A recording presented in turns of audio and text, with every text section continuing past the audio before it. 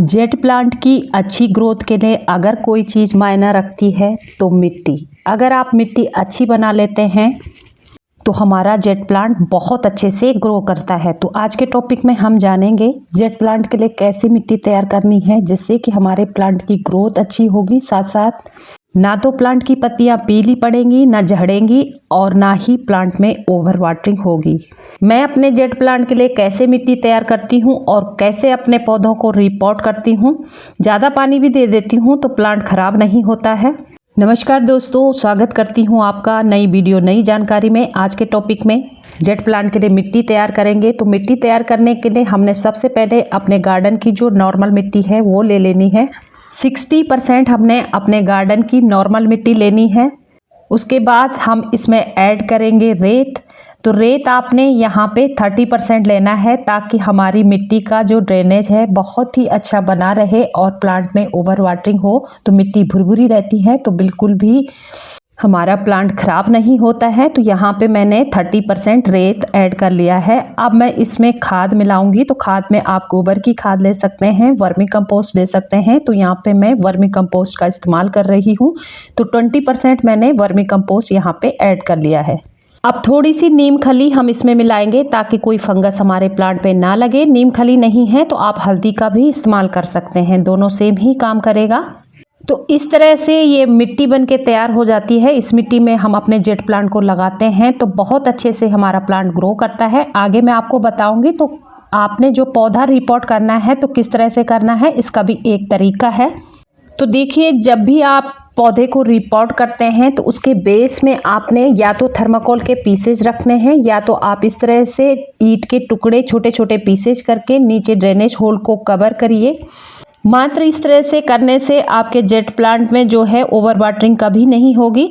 अब हमने जो गमला लेना है, जब पौधा छोटा हो तो आप छोटा गमला लीजिए। तो इस तरह से ड्रेनेज होल अच्छे से नीचे कर लीजिए। अब जो ईंट के टुकड़े हमने किए हैं वो नीचे हम पहले ड्रेनेज को कवर करेंगे इससे।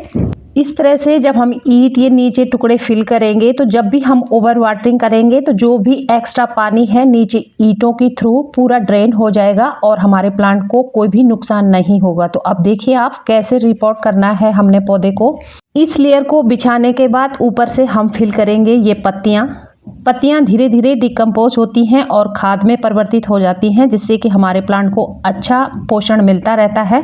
साथ ही सूखी पत्तियों का इस्तेमाल करने से जो पानी की निकासी है बहुत अच्छे से होती है। अब हम इसमें फिल करेंगे मिट्टी। तो देखिए, एक लेयर हमने ईंट की बिछाई, दूसरी लेयर पत्तों की और तीसरे लेयर में हम मिट्टी फिल करेंगे। तो चाहे हमारे प्लांट में जितनी भी ग्रोथ हो इसी तरह से हमने अपने प्लांट को रिपोर्ट करना है। तो आप देखेंगे प्लांट को बढ़ने में बहुत मदद मिलेगी क्योंकि मिट्टी जो बनाई है हमने अच्छी जल निकासी वाली मिट्टी है। सारे ही पोषक तत्व तो इसमें ऐड कर लिए हैं।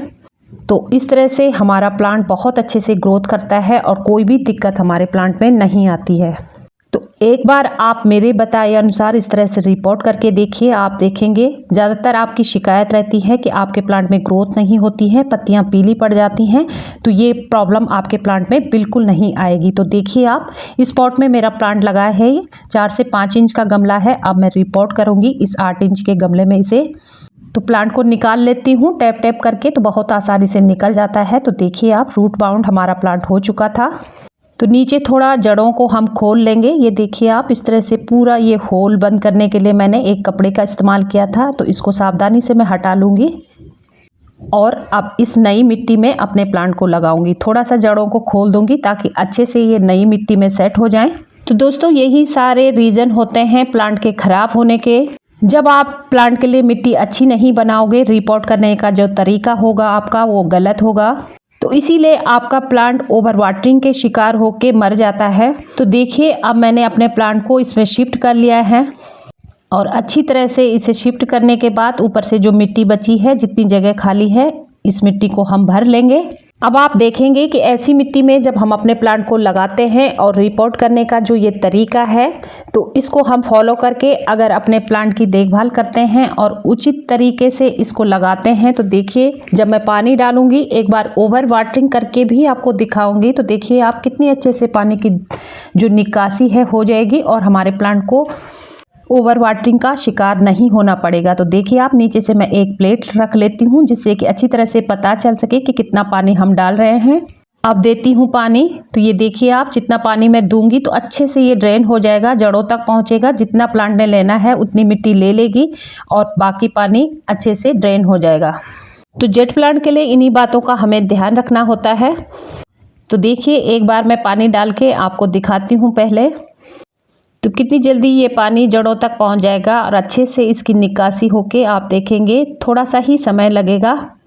तो दोस्तों, जेट प्लांट की ये बातें अगर आप समझ जाते हो, मिट्टी को अच्छे बनाते हो, प्रॉपर सनलाइट अपने प्लांट को देते हो, तभी हमारा प्लांट अच्छे से ग्रो करता है, ना कि बार बार खाद देने से।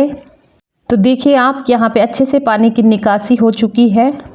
मिट्टी ने जितना पानी लेना है उतना ले लिया है, बाकी पूरा पानी ड्रेन हो चुका है। तो जेट प्लांट के खराब होने का यही कारण है क्योंकि ये सक्यूलेंट फैमिली का प्लांट है।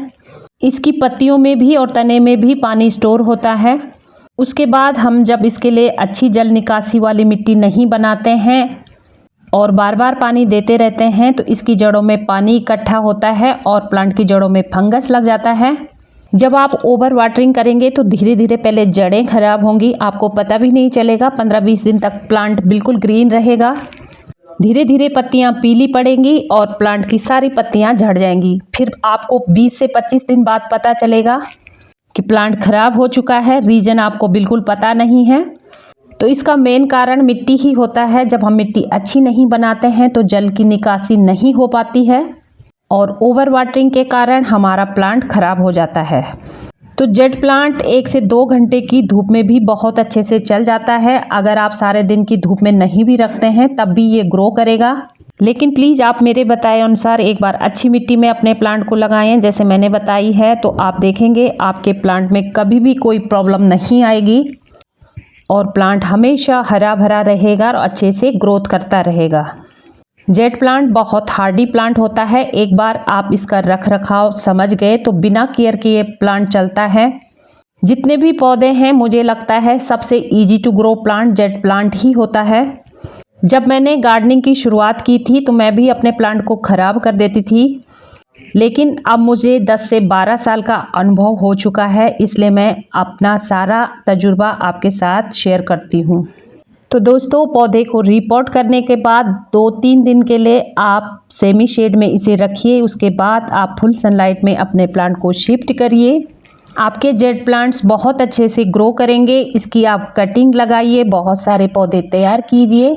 मैंने जो ये बास्केट तैयार की है 40 से भी ज़्यादा पौधे इसमें लगाए हैं। इसकी वीडियो मैंने शेयर की है, तो प्लीज़ आप ज़रूर देखना, जिसमें मैंने एक टब में 40 से ज़्यादा पौधे लगा के इसी टब में पौधों को बहुत अच्छी ग्रोथ के साथ आप देख सकते हैं कितनी अच्छी बास्केट ये तैयार की है। आप भी ऐसे ही तैयार कर सकते हैं। तो वीडियो को वॉच करके आपको बहुत हेल्प मिलेगी।